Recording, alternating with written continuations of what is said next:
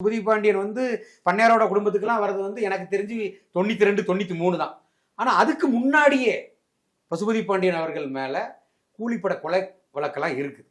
அவர் சமூகத்திலே, அவர் சார்ந்த சமூகத்திலே ஒரு வசதி படைத்த நபரெல்லாம் வந்து அவர் கொலை பண்ணியிருக்காருங்கிறதெல்லாம் ஆவணங்கள் இருக்கு, ரெக்கார்டே இருக்குது.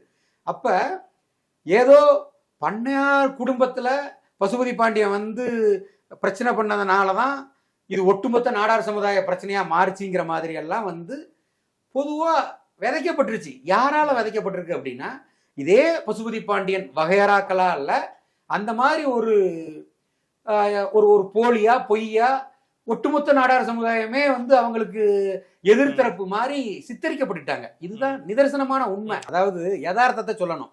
இவர் வந்து காட்சிப்படுத்தக்கூடிய ஒரு இயக்குனர் வந்து நம்ம கொடுக்கக்கூடிய ஒரு காட்சியினால யாருக்கும் ஒரு பதட்டம் வந்துடக்கூடாதுன்னு தான் நான் நினைக்கிறேன்.